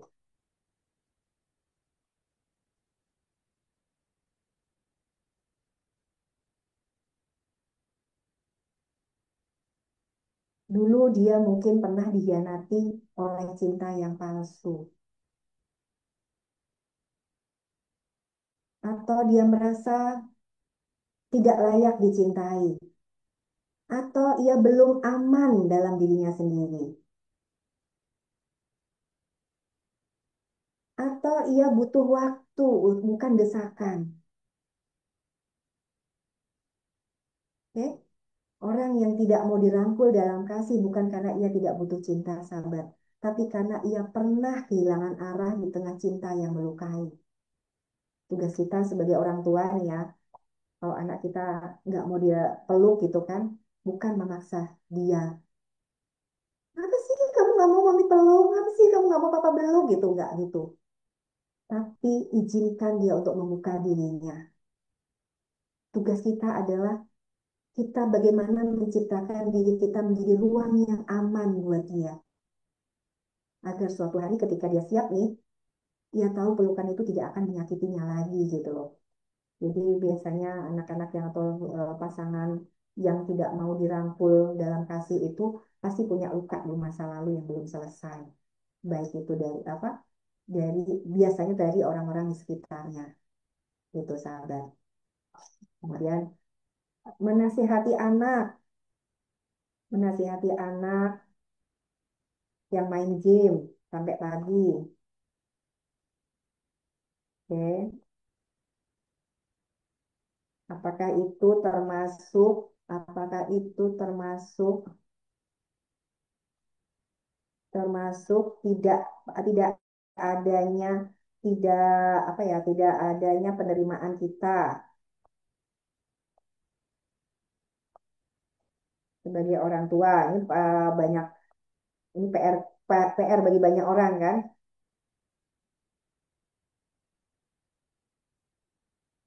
Kadang-kadang kita tuh dilema kan sahabat, kalau saya nasihati apakah saya tidak menerima dia, tapi kalau saya diam aja nanti dia akan begitu terus gitu kan, apakah dia apa namanya, apakah dia kemudian menjadi tersesat nantinya gitu kan.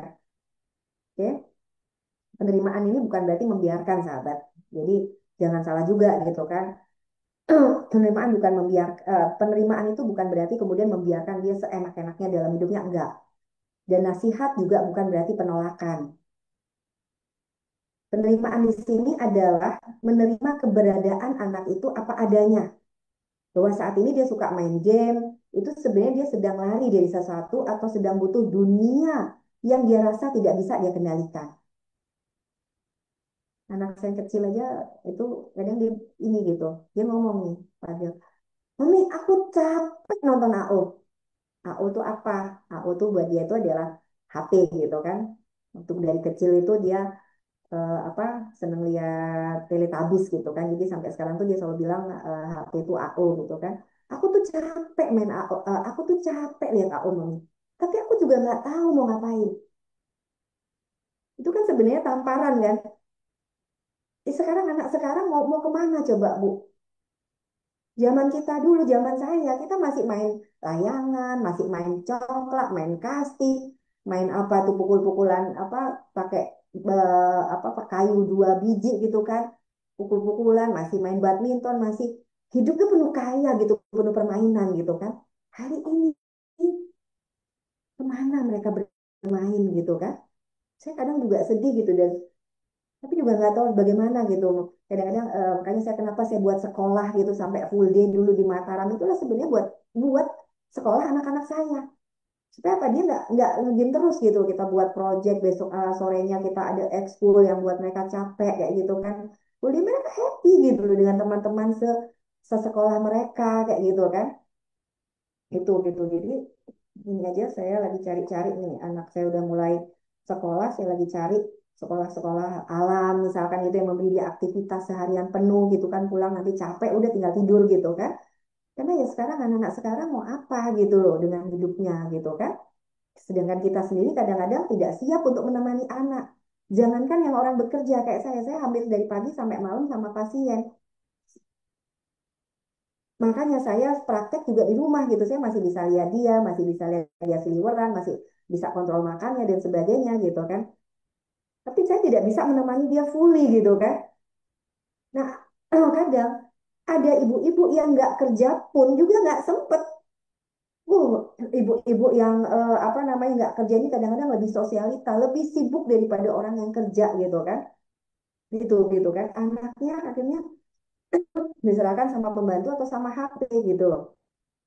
Saya dulu ingat sekali waktu saya di Lombok gitu, saya punya lima kantor gitu kan, ada biro psikologi, ada transform, apa ya, pusat kursusan, ada TK, ada SD, ada klinik gitu.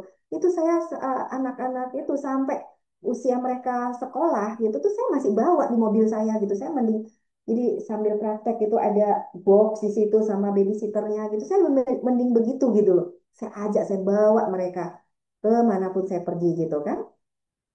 Itu yang saya lakukan gitu dulu. Jadi saya berusaha menyeimbangkan gitu antara kehidupan sebagai anak dan apa sebagai orang tua dan orang yang bekerja yang harus melayani kayak gini. Nah, jadi penerimaan di sini tuh bukan berarti pasrah atau diam, sahabat. Cinta orang tua yang sejati itu tetap membimbing dan bukan membiarkan. Jadi, tapi bahasanya yang diubah gitu. Sayang, Mami paham kamu suka HP. Tapi kami juga mencintaimu dan nggak ingin tubuhmu rusak atau jiwamu lelah karena begadang. Yuk kita apa gitu ya. Tapi kita juga harus konsekuen. Kita harus kasih dong dia kegiatan lain gitu. Anak saya misalkan suka gambar ya, saya beliin dong apa namanya lukis alat gambar gitu yang aduh yang nggak murah gitu kan. Sehari dia bisa ngabisin satu buku sketsa, bisa ngabisin berapa kanvas, terus ininya juga nggak murah gitu kan. Apa namanya cat airnya dan sebagainya kayak gitu sahabat. Oke. Jadi ketika nasihat itu tidak disampaikan dengan cara yang lembut, maka misalkan dengan ada marah lah, ketakutan yang meledak lah, atau rasa ingin mengontrol lah, maka di situ anak akan merasa ditolak, sahabat, bukan dipedulikan. Jadi kalaupun menasihati itu dengan tenang, kasih sayang, keinginan tulus untuk menemani dia tumbuh. Kamu pengen apa sayang? Kamu mau mami temani ya? Bagaimana caranya supaya kamu cukup ya 2 jam aja sehari pegang HP, selebihnya kamu main yuk sama mami. Kamu main yuk, kayak kita ngapain kayak kita buat project apa kayak atau temani mami masak. Maka ketika ini konsisten kita lakukan sahabat, jiwanya akan merasa dihormati dan dilihat. Oke, itu. Bagaimana untuk sikap terhadap anak yang terluka karena ayahnya otoriter dan meninggal ayahnya yang otoriter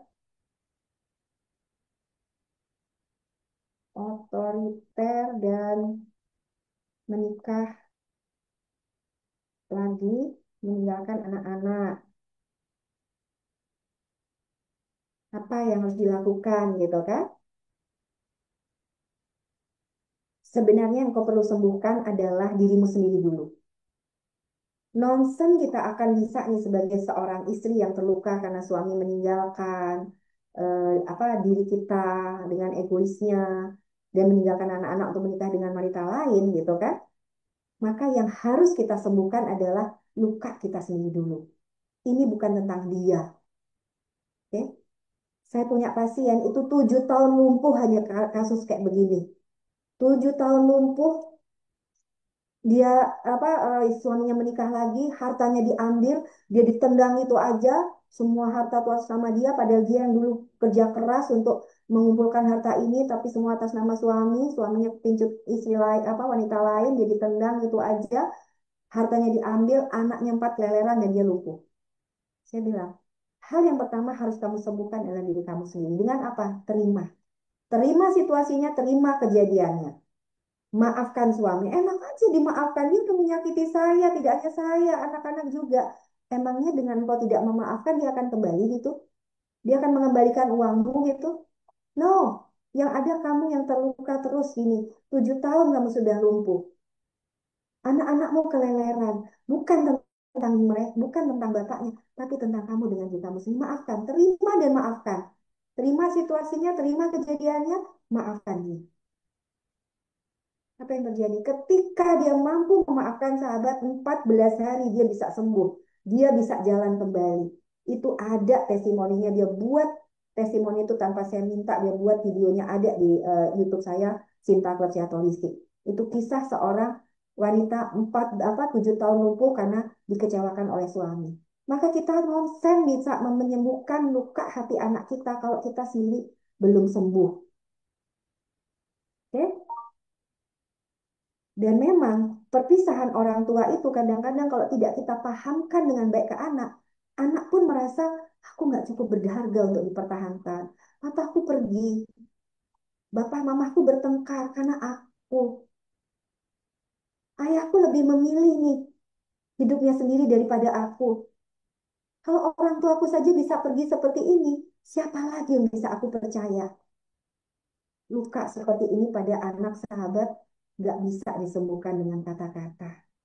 Ia butuh sikap, butuh kehadiran Anda sepenuhnya sebagai ibu untuk memberikan cinta kasih tanpa syarat itu kepada anak. Oke? Jadilah tempat aman bagi anak, bukan untuk memberi nasihat. Hargai gitu loh perasaan-perasaannya. Kamu boleh marah, nak. Kamu boleh kecewa, nak. Tapi mama di sini tetap bersamamu. Mama tidak akan pergi. Validasi rasa, bukan cerita. Nggak usah langsung masuk ke cerita ayah nih, ini jeleknya ya. Kalau orang tua bertengkar soal apa satu sama lain, itu kemudian cari teman, cari pembelaan. Mama cerita jelek-jeleknya tentang papa, tahu nggak? Papa itu ya, nanti ketemu papa si anak juga ngomong yang sama. Ini adalah bentuk ketidakdewasaan dari ini adalah bentuk ketidakdewasaan dari seorang orang tua terhadap anak. Kalian bertengkar-bertengkarlah, jangan jangan bawa anak-anak gitu, kasihan. Mereka sudah cukup menderita dengan pertengkaran kalian. Jangan ditambah-tambahi dengan mereka harus memilih antara papa atau mama. Itu sangat menyakitkan, sahabat. Bangun ulang rasa berharga mereka. Jadilah saksi bahwa kamu tetap berharga, sayang.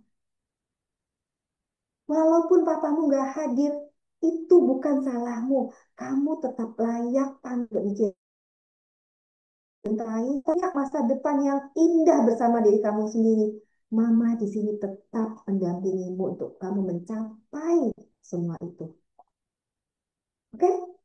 Peluk dia dalam cinta, keberhargaan, kehadiran, peluk dia. Dan pelukan itu hanya bisa bermakna ketika Anda pun juga sudah pulih dari luka Anda sendiri. Bahkan mungkin pelukan berdua dengan anak juga akan bisa membantu Anda menyembuhkan diri Anda sendiri. Oke, gitu ya. Masih banyak nih. Masih banyak pertanyaan, tapi saya mohon maaf tidak bisa saya jawab semua. Silakan masuk ke eh, apa namanya ke grup kesembuhan holistik. Di situ ada saya. Mereka juga tidak terlalu aktif, tapi ada Bu Atik juga di situ, asisten saya yang bisa membantu Anda untuk membimbing Anda untuk menemukan diri Anda kembali. Oke, silakan masuk ke ini, silakan di-share linknya. Sekarang kita siap untuk meditasi ya, meditasi cahaya. Sudah siap, sahabat? Duduk yang ini suaranya kayak jauh. Yang lain gimana? Oke, ini Bu Purnama mengatakan suaranya kayak jauh, gitu kan, dekat kan?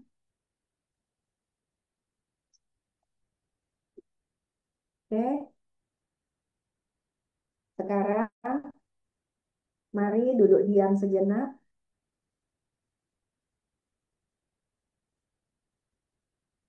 Hadirlah di sini dan saat ini. Lebih bagus lagi kalau Anda punya apa earphone gini atau headset gitu sehingga Anda tidak terganggu oleh suara-suara dari luar. Pejamkan mata Anda, duduk dengan nyaman dan rileks.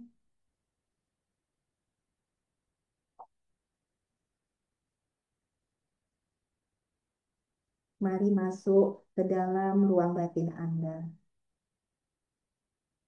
Tarik nafas perlahan dan hembuskan dengan lembut. Rasakan tubuh Anda berada di sini saat ini sepenuhnya. Rasakan bagian tubuh Anda yang menegang, yang tidak enak, yang sakit. Izinkan ia melembut dan mengalir. Tarik nafas sekali lagi, buang perlahan-lahan melalui hidung.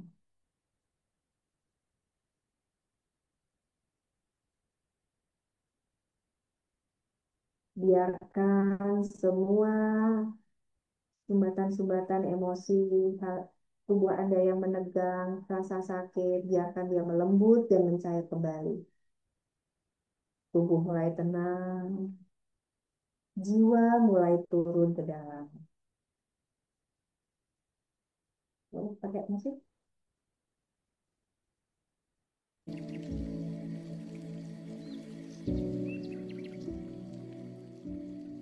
Perintahkan tubuh Anda rileks dari ujung kepala sampai dengan ujung kaki.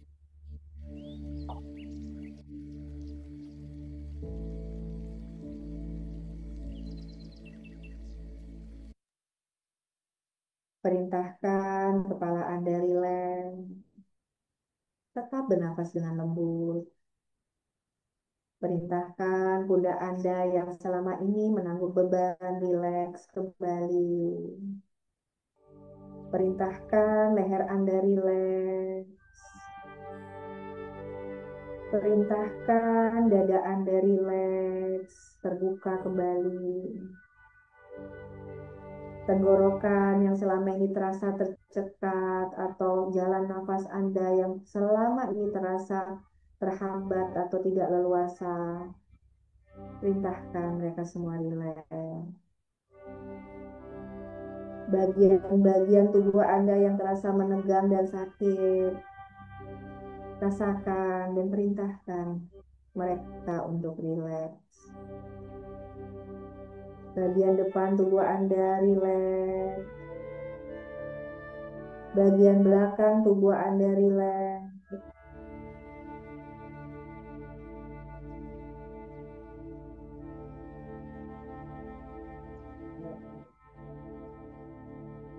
Paha rileks.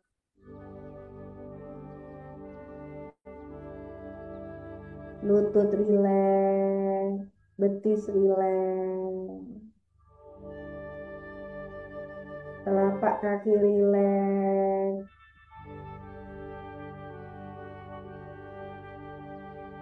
Sekarang arahkan perhatian Anda ke dada Anda.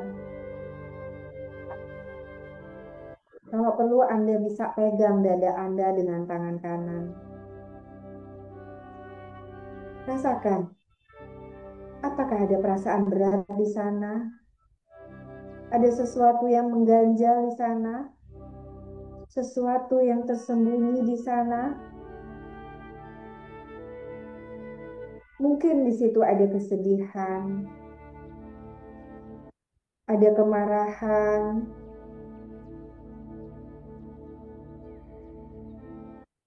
ada luka hati, luka cita, perasaan tidak berdaya, perasaan tidak berharga, tidak diinginkan, perasaan ditolak, perasaan diabaikan. Sadari semua perasaan-perasaan itu, sahabat, yang selama ini menumpuk di dadamu. Tidak perlu sahabat ubah, hanya sadari, akui kehadirannya dengan lembut. Semua emosi-emosi itu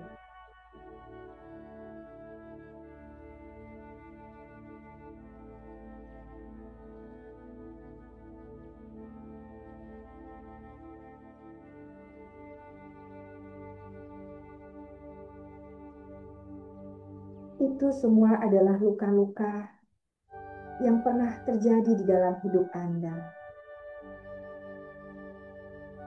Mungkin selama ini Anda tidak merasakan karena Anda sibuk menekannya.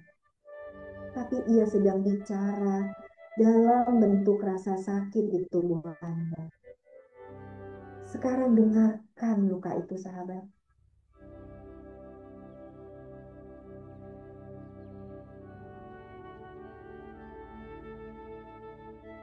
Temani luka itu, sadari kehadirannya, akui bahwa luka itu masih ada di sana untuk kita sembuhkan.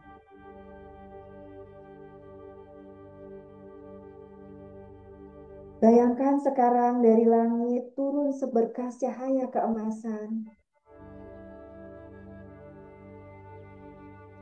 Cahaya ini hangat, lembut, menyentuh ubun-ubun Anda, lalu turun perlahan-lahan ke dada Anda. Cahaya kemasan ini adalah cahaya ilahi.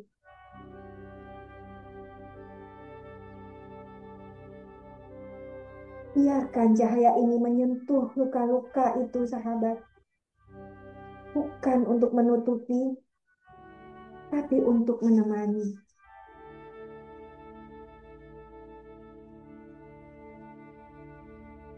Sekarang, bayangkan Anda melihat versi kecil dari diri Anda sendiri.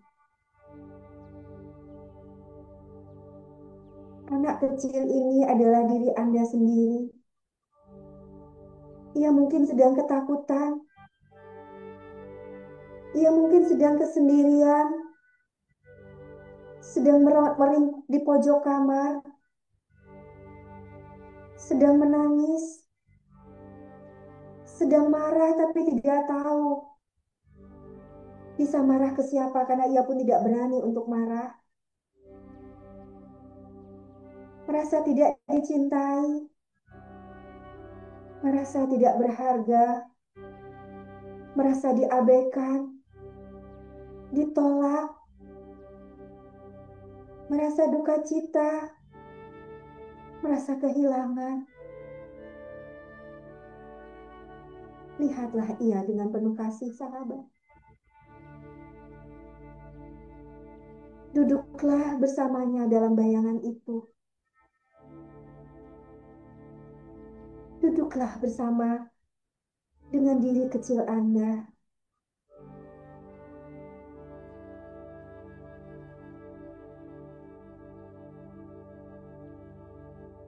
Ucapkan dalam hati pada diri kecil Anda perlahan. Aku melihatmu. Aku mencintaimu. Aku tidak akan meninggalkanmu lagi.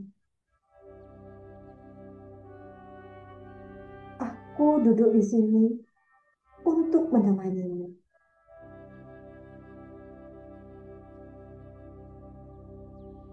Aku menyadari bahwa kamu masih punya luka.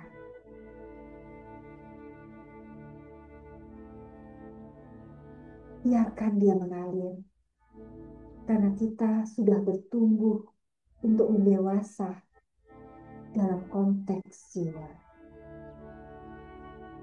Mendewasalah bersamaku, wahai diriku.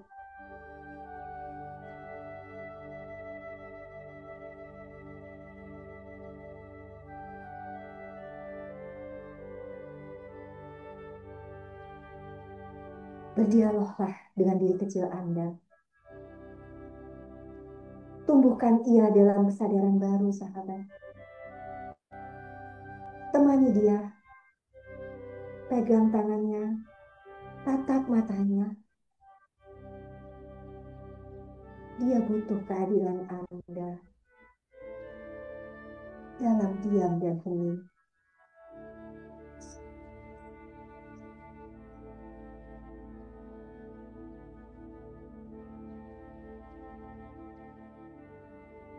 Kita ulangi.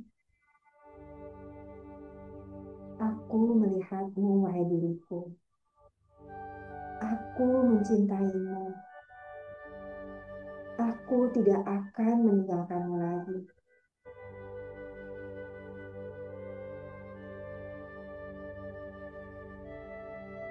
Biarkan setiap kata yang Anda ucapkan menyentuh luka-luka terdalam dalam diri Anda. Dan kehadiran Anda hari ini bagi diri Anda sendiri itu adalah cinta yang menyembuhkan. Dia selama ini diam di sana sendirian.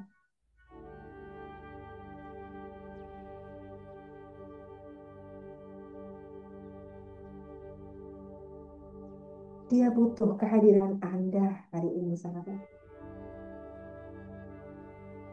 Andalah yang bertugas menyembuhkan diri Anda sendiri. Rasakan aliran energi, cahaya keemasan masuk melalui ubun-ubun dan mengalir ke dalam dada Anda. Ini adalah energi ilahi yang hadir di dalam diri Anda, yang sedang memeluk Anda dengan cintanya yang tanpa syarat.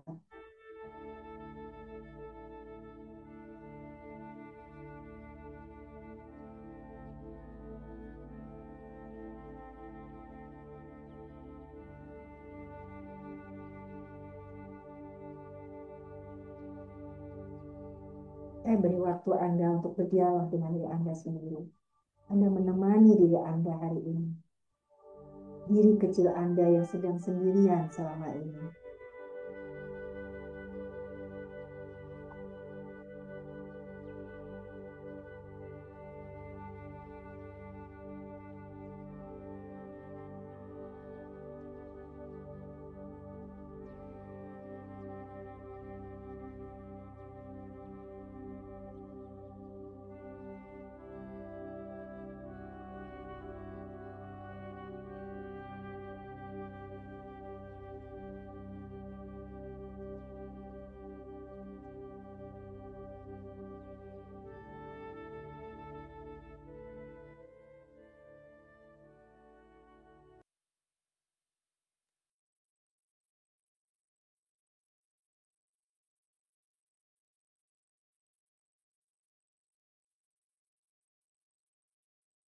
Sekarang tarik nafas dalam sekali lagi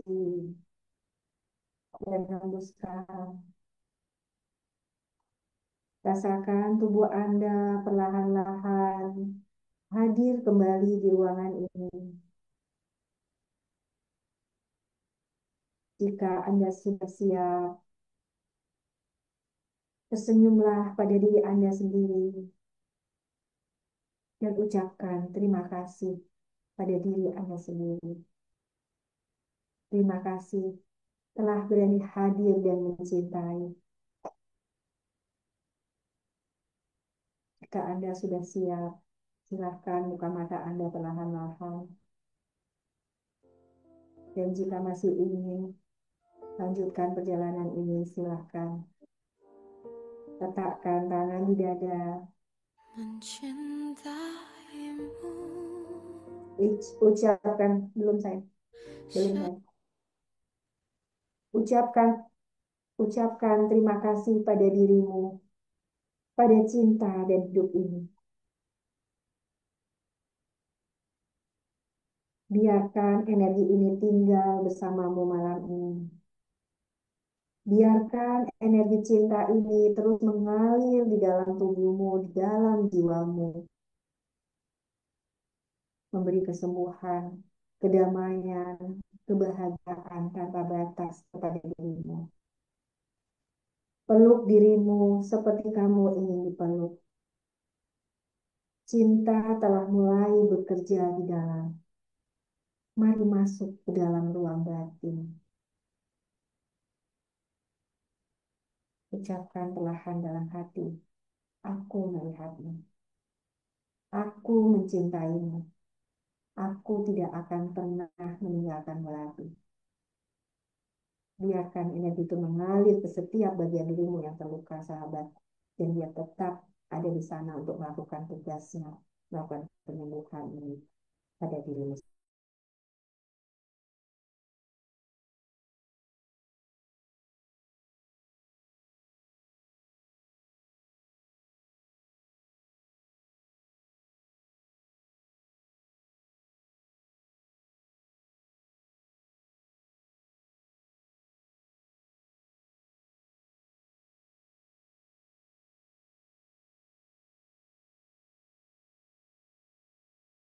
Kita nyanyi terakhir, mencintaimu, arahkan cinta ini pada Tuhan yang hadir di dalam diri.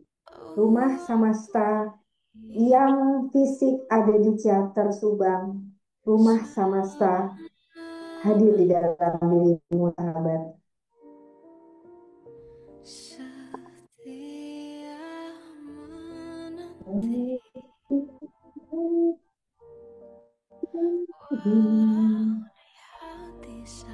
Buka sayang videonya. Kita bernyanyi bersama, ada liriknya.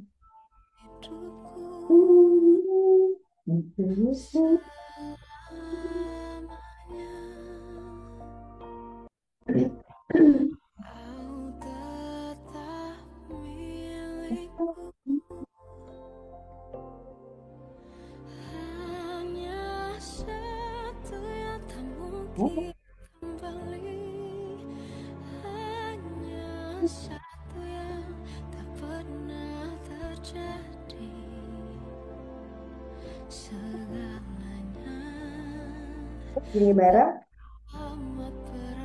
Buka audionya.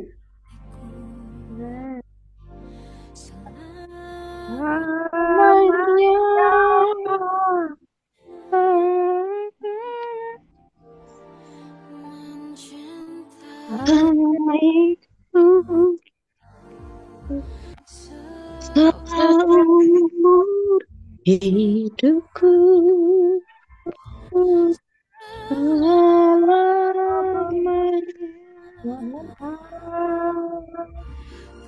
kau tetap milikku, hanya satu tak mungkin kembali, tak pernah terjadi, segalanya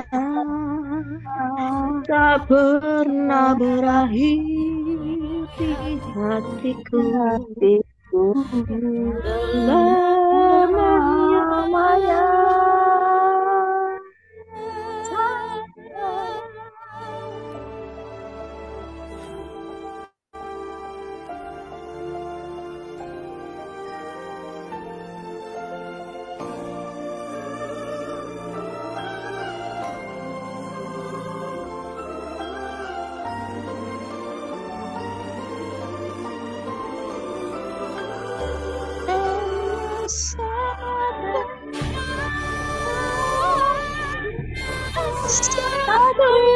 Aku ingin kembali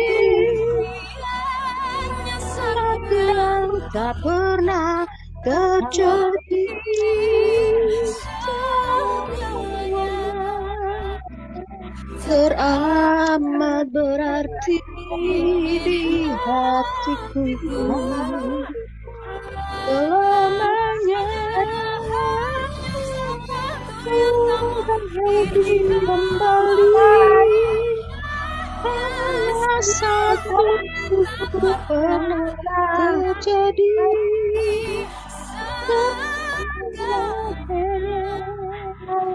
Tak pernah berarti di hatiku selamanya.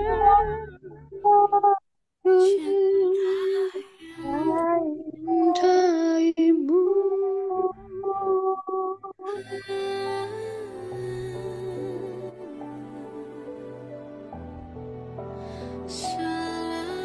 Selamanya